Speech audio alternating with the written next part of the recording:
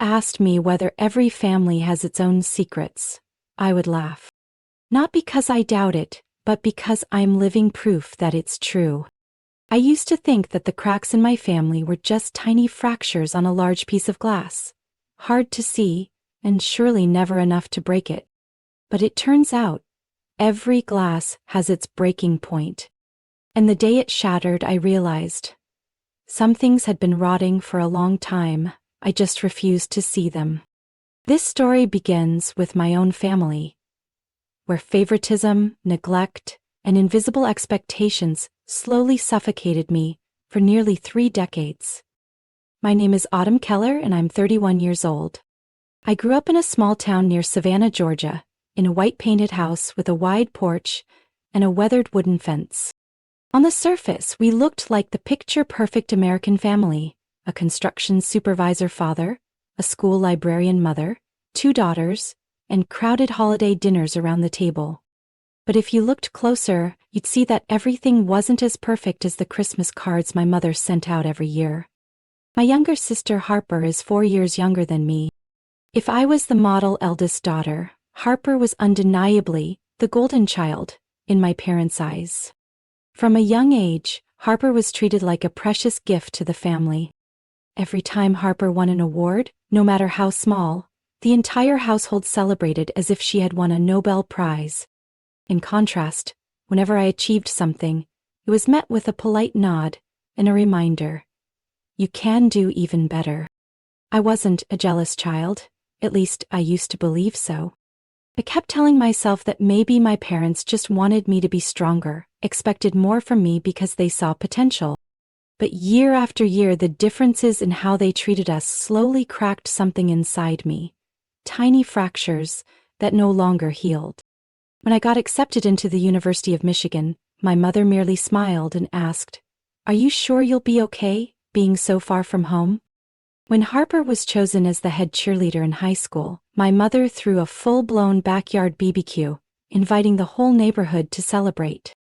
Those moments, I learned to swallow them down, tucking them away into a hidden corner of my heart. I told myself I had grown up. I had a good job in marketing, a cozy little apartment in Charlotte, North Carolina, and a group of friends I considered my real family. I didn't need their approval anymore. I was fine. I had built a life that didn't revolve around anyone's validation. Or so I thought. Because if it had only stopped at those small favoritism wounds, I wouldn't be telling you this story. The day those cracks exploded, leaving nothing to salvage, was the day of Harper's wedding. But hold on, I'll tell you the story slowly. Because every storm starts with the softest breeze. I already knew I would be just a background character at Harper's wedding. That made sense. After all, it was her big day, and I had no desire to steal the spotlight. All I wanted was to fulfill my role as a good sister, wear the assigned dress, smile for the photos, and get through the day without causing any unnecessary drama. Yet from the moment I received the invitation, an unsettling feeling crept into my chest. A feeling like I was being gently but unmistakably pushed away.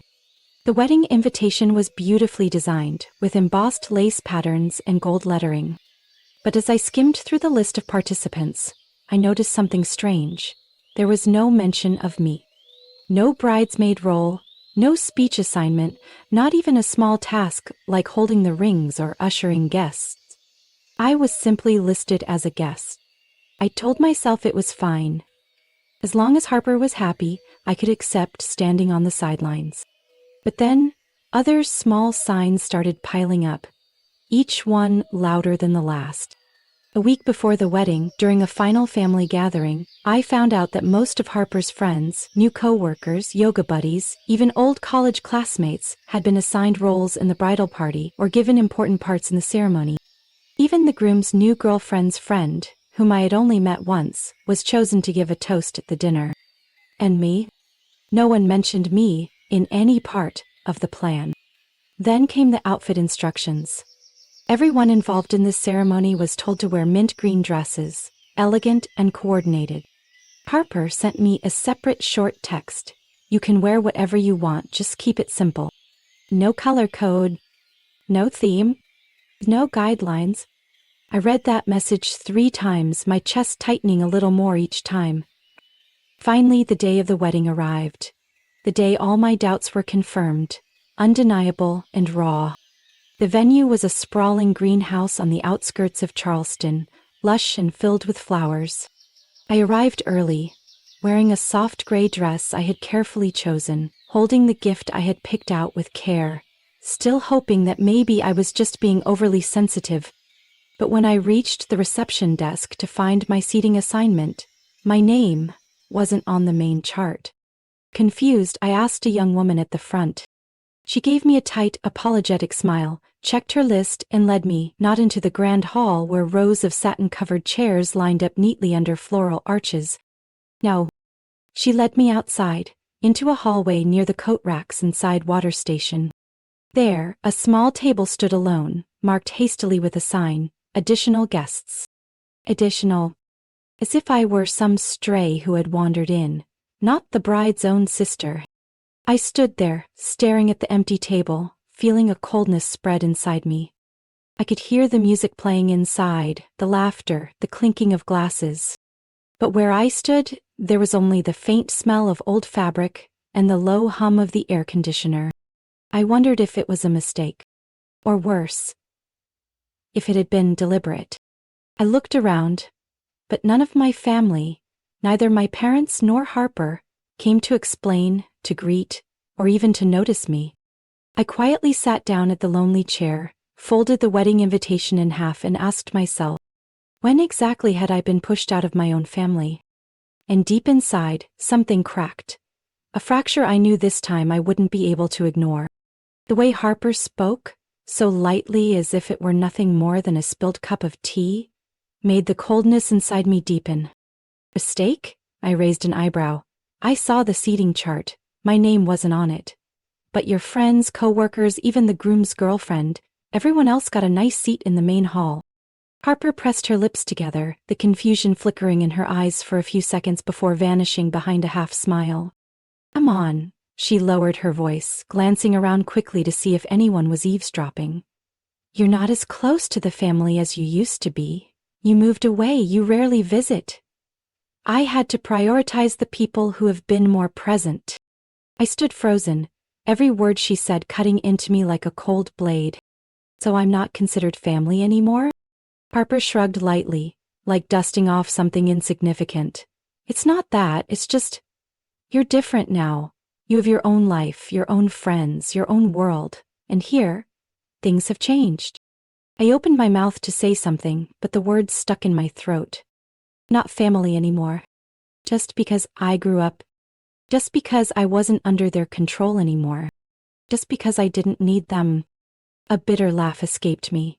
Harper flinched slightly, but quickly pasted on another polite smile. Please don't make a scene today, okay? It's my big day.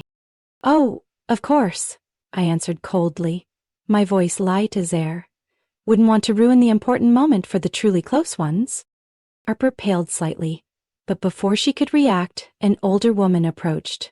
Mrs. Loretta, Harper's soon-to-be mother-in-law.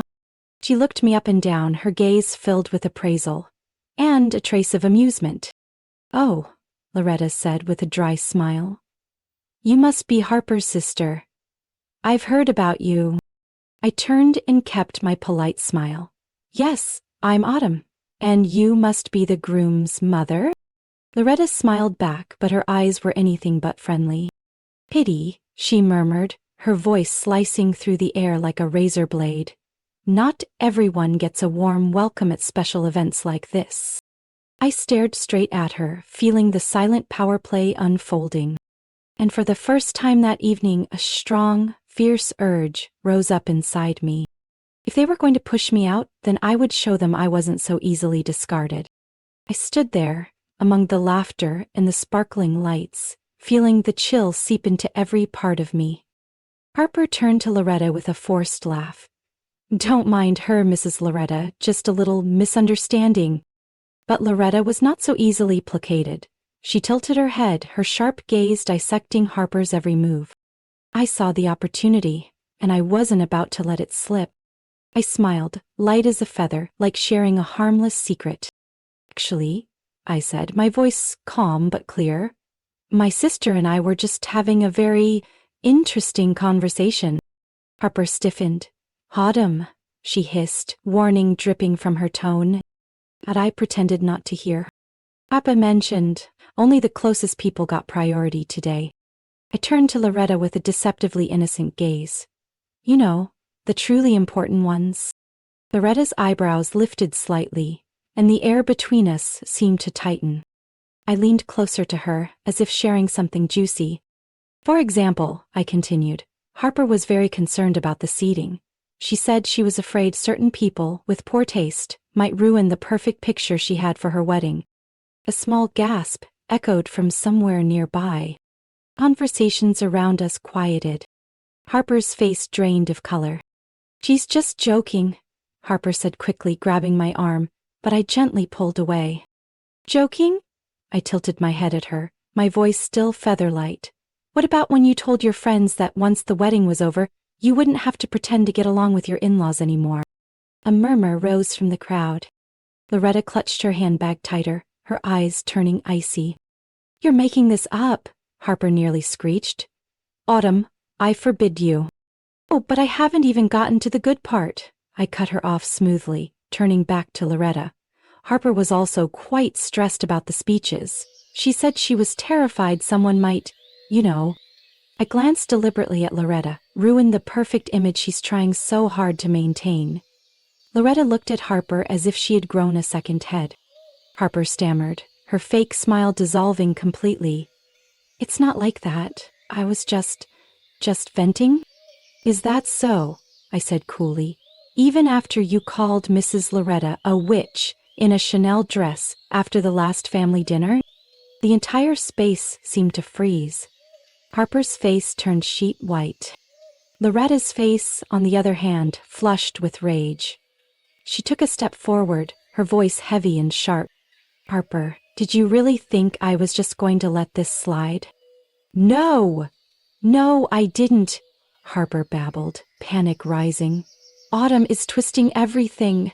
I love the family. Loretta crossed her arms tightly, her eyes skeptical. Then why would you say such vile things behind my back? Harper stuttered, unable to come up with any excuse. The crowd around us began to murmur. I saw my mother from across the courtyard, her face pale as chalk, and my father staring blankly at the ground, wishing he could disappear.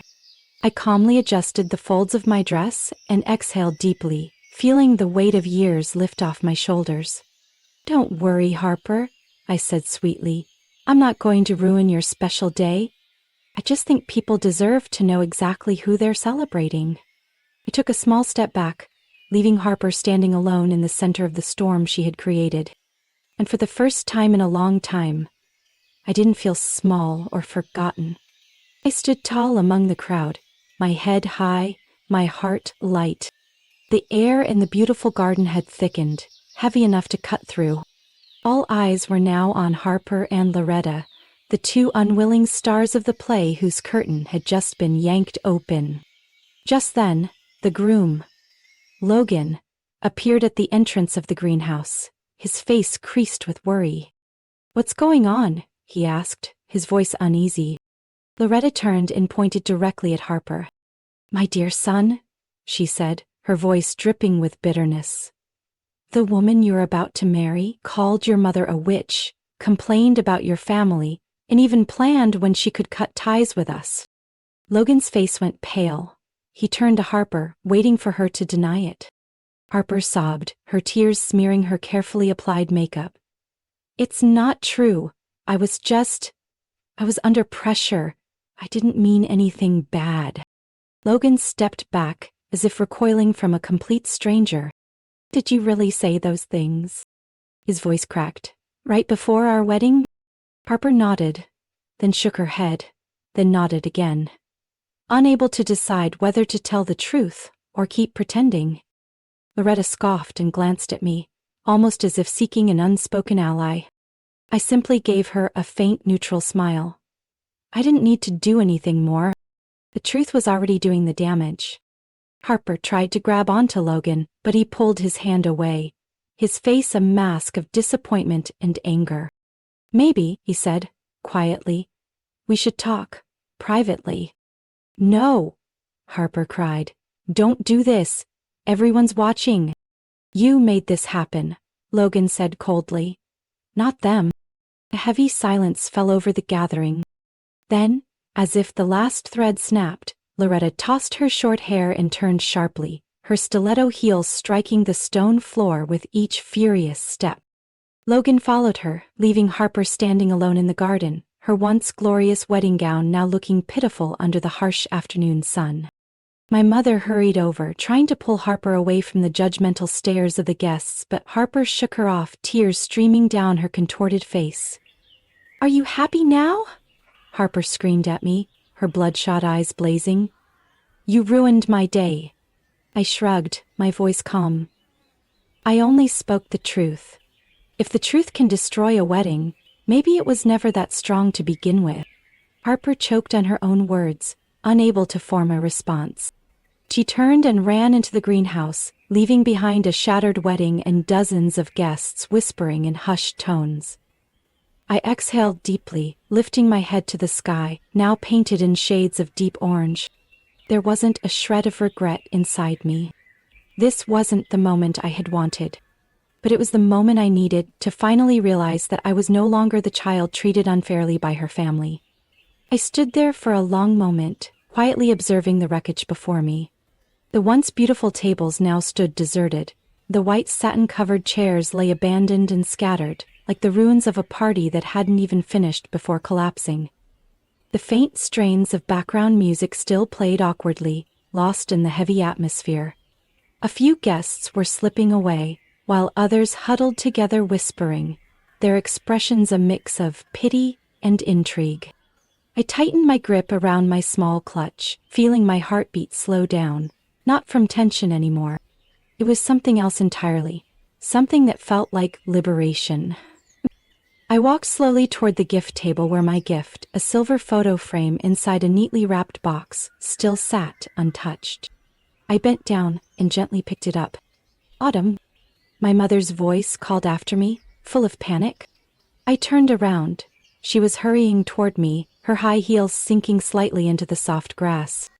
"Where are you going?" she asked, her voice a frantic whisper as if afraid others might hear. "Home," I answered simply, my gaze steady. "You can't leave like this. There's still a chance to fix this." She reached out as if to grab me, as if trying to cling to the last fragile remnants of the perfect family image she so desperately wanted to maintain. I stepped back half a step, maintaining my distance. "Fix what?" I laughed bitterly. "Fix the fake facade you and Harper have been painting for years?" My mother's face flushed red. "Autumn, this was supposed to be your sister's special day. You embarrassed everyone." "No," I said evenly. "I just stopped staying silent." At that moment my father also approached, moving slowly, wearily, like a man walking in the shadow of himself. "Sweetheart," he sighed. "Don't make this worse. Just let it go." I looked at him, the man who had spent his whole life avoiding conflict, turning a blind eye to favoritism and injustice happening right in front of him. And I knew, this time, I wasn't going to listen to him anymore. I shook my head. "I can't, not this time." I turned away, not giving them another chance to pull me back or place blame. I strode across the garden, leaving behind stunned stares, hushed whispers, and all the memories that had once been the foundation of my deepest sadness. When I opened my car door and placed the gift on the passenger seat, I allowed myself to pause for a moment. I closed my eyes and took a deep breath. The scent of freshly cut grass, expensive perfume still lingering in the air, and somewhere, the faint smoke of a dying barbecue. All of it swirled together, beautiful and broken at once. I started the engine and pulled out of the parking lot. In the rearview mirror, I saw Harper slumped on the steps of the greenhouse, her wedding dress pulled around her, her face buried in her hands. A scene that, once upon a time, would have made me stop, run back and comfort her. But not today. Hot after everything. The road leading out of the greenhouse stretched wide ahead of me, the late afternoon sun casting a deep golden hue across the asphalt. I drove straight into that light, feeling as though I was severing the final thread tying me to everything old and false. My phone buzzed relentlessly in my purse. Calls from my mother, my father, and a few relatives who normally wouldn't bother reaching out to me all year. I powered it off, not out of anger, but because I needed the quiet to hear myself again, the voice I had long lost in the noise of expectations and disappointments. As my car merged onto the open highway, the wind rushed through the cracked window, tossing my hair wildly, and I smiled. For the first time in a long time, I didn't feel small, or cast aside, or desperate for acceptance. I didn't need to be the perfect sister anymore. I didn't need to cling to a family that only valued me when I stayed silent and compliant. I only needed to be myself. And this time, I chose to walk away. Without regret, without looking back. Some family relationships are not meant to be places of love, but lessons in letting go. Autumn realized that sometimes silent endurance only feeds injustice, while standing up for yourself is the only way to truly save yourself. Her story reminds us that no one is obligated to stay in relationships that make them feel small. True freedom begins when we dare to choose ourselves, even if it means walking away. Painful, but necessary. What do you think about Autumn's choice and the way her family treated her? Share your thoughts in the comments below. Don't forget to follow the channel to discover more deep and emotional real-life family stories in upcoming episodes.